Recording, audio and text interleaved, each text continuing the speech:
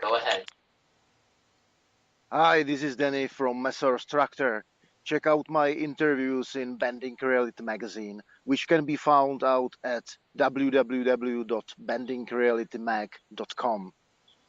This is Brandon Morningstar with Bending Reality Magazine. Today I'm talking to Denny Kleinberg from the band Maessorr Structorr. Denny, can you say hello to my audience, please? Yeah, of course, with big pleasure. Hi, buddies. I'm Danny Kleinberg from Bohemia, which is located in Central Europe. Okay. Again, this is an honor and a privilege to talk to you, Denny. I just wanted to thank you for your time today, and we're gonna start off. The first question is, why don't you tell me a little bit about your band, your bandmates, and the roots of your band? Yeah, basically the core and roots of the band are my brother Milvus and me, Jenny. Basically, it was our dream to make this band live. So basically, we decided to compose this band originally similar to ones, for example, like Motorhead. You know, we were very inspired in '80s by this. So we were trying to find some good drummer, which we luckily took, and his name was Arthur Zero, but he was at the same time the band member of other bands, and because this band was utilizing him too much, we decided basically to divorce, and now we are in the position to acquire new drummer. We've got a very cool dude who is sharing our dream, and his name is Pavel Schwartz. Okay. So the band's name, how did that originate? Yeah, it originates in '80s when my brother had first time dream to make a band, which didn't happen until 2011, unluckily. But at the time, the name of the band appeared, and basically it comes from Latin because original Latin pronunciation Maessorr Structorr means the ant species. While we said okay for Anglo-Saxon environment, we should call it Maessorr Structorr. Okay. So this is how the name appeared. Very cool, very cool. If you could tell me a little bit about what your band sounds like compared to mainstream music, what would you say it sounds like? As I said, we had very early inspiration in '80s. I would name AC/DC, Accept from Germany, Motorhead. You know, all these cool guys. So basically, when we were mixing up first album, we asked some engineer, yes, please, we would like that it would sound like Accept in the middle of '80s, because it is what we want to play. We want to play '80s hard rock and metal. So basically, staying very true to your roots, geographically, musically speaking. I can definitely pick up on that. It's very good stuff. Very good. Thank stuff. you. When you guys aren't playing music on stage or anything, what do you guys do to unwind or to have fun? Yeah, it's basically that we try first to talk to people who are in the venue, because usually as the starting band we are playing in summer fests, usually outside stages during winter time. It's smaller rock clubs, but basically we want to share the atmosphere which is inside, to talk to people and get to be on the same wave with them. So once we are tuned up for them, it's much better to interact during show, and I'm trying between the songs to talk to them a little bit, and I think it works. It works, and we like that a lot. Okay. If you guys would get the chance to open for somebody, say from your musical past, like somebody that influenced you, that a band's no longer around anymore, or bands that are currently around right now, both mainstream or even in your local area, who would be the ideal concert collaboration be centered around? Really, if you mean the band which we would dream on the play with, but Yes. it will not happen. Unluckily, it would be definitely Motorhead, because I shared so much feelings with the lyrics of Lemmy Kilmister in his songs, and I found that some of his lifetime experiences were probably similar to mine. So it would be definitely Motorhead. But since they are not there, I think from European scene it would be still Accept or their former singer Udo Dirk Schneider, who has his own band called Udo. Okay. How do your fans feed off when you're playing a show? How would you say your fans feed off the energy of the band? I think it comes with the shared waves we have we have during the gig. And I would say we are in quite difficult situation that we are still at starting curve. So there is just few people who knows our music, but usually if we have 3-4 people who are on the venue and knows our music, it boosts energy because really we feel that they like the music, and they are spreading these waves to others who are at start a little bit passive because they are listening completely new music. A lot of people who would like to hear Iron Maiden, Metallica, Scorpions, and so you must convince them that your music has something for what they visited the venue. Okay. Speaking of mainstream bands, if you guys could say one band that you enjoy more than any other to cover music of, who would that be? For the playing cover musics, I think we had nicest experience being at One Venue with Iron Maiden Revival. Okay. Because Iron Maiden is also one of our roots. They are a little bit more instrumentally skilled musicians, but nevertheless, I like their music a lot.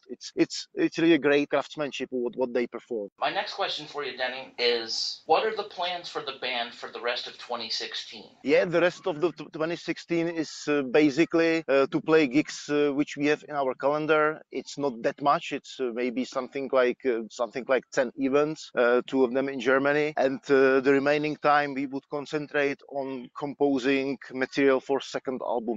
We have something like 50% of the material ready, so we would like to make the second half and start with the recording of that at start of 2017. Okay. If there was one arena that you would love to play, whether it be a stadium, outdoor arena, or even a smaller venue, where would that venue be? Really, the top dream is something like Rock am Ring or Wacken.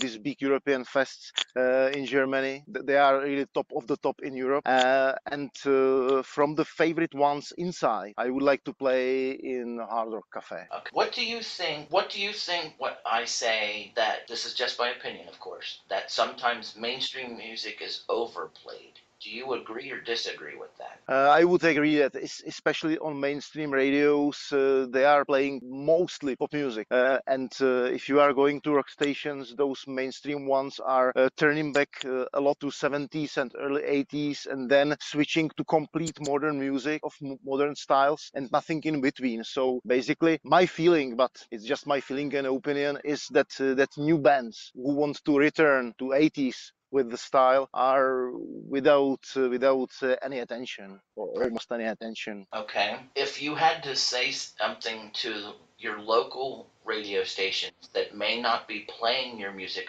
what would you just say to them to let them know, hey, you're missing out on a really good band? Basically, I would tell them that they should make survey what period of time of music people listen the most. I still think that from rock music, people from, let's say, 30 to 60 years of age are listening mostly 80s, 70s, and start of 90s.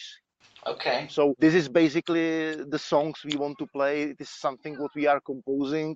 We are unfashionable. We are we are doing just this because we grow up in this period, and we still think it is the best of the best which we would experience. So you're basically saying, ha ha, nya, nya, nya.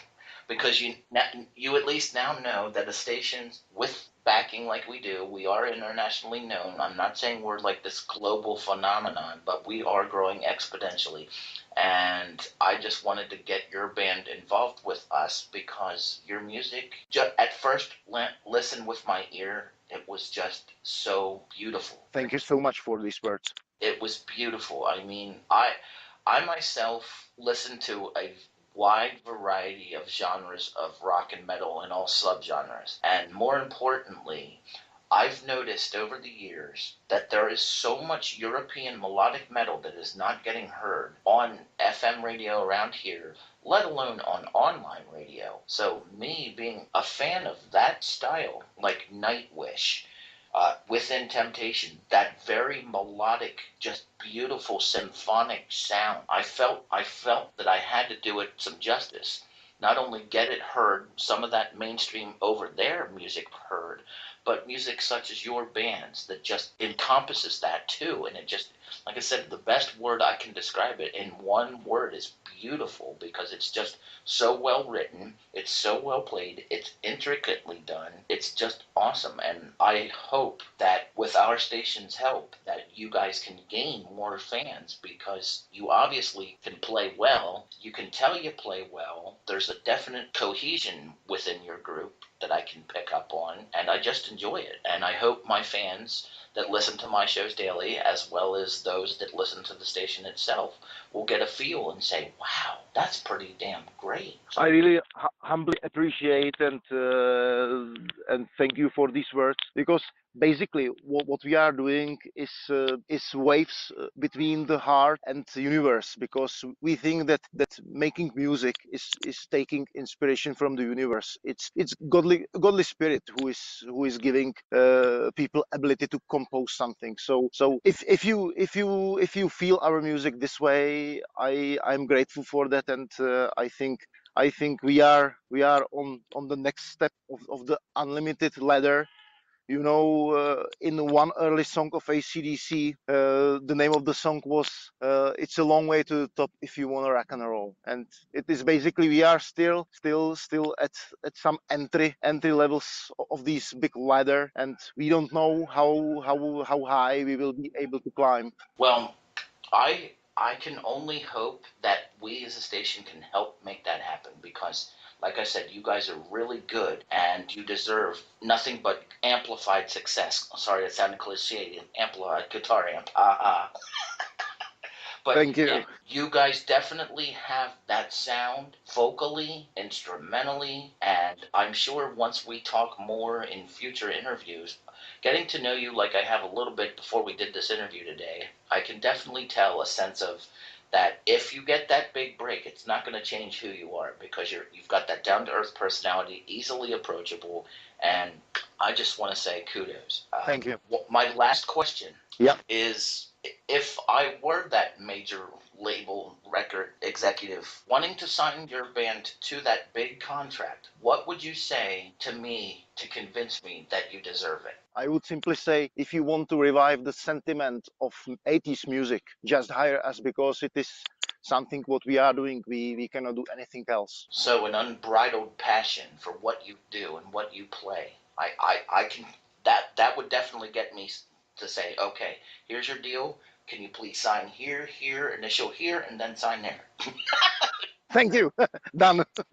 Right. So I So mean, like I said, that the I'm trying, when I'm doing these interviews with all musicians, I'm trying to put one word on each act that I'm listening to. And like I said, the word for your band's music is beautiful, because it just is. It's one of those, it's that type of music for me. If I need to come down from a bad mood, it's like it just grounds me so nicely that it doesn't bury me in the sand, so to speak, but it just captivates my senses enough to say, okay, Fire, it's okay to be calm now. That music will help, and this music is helping.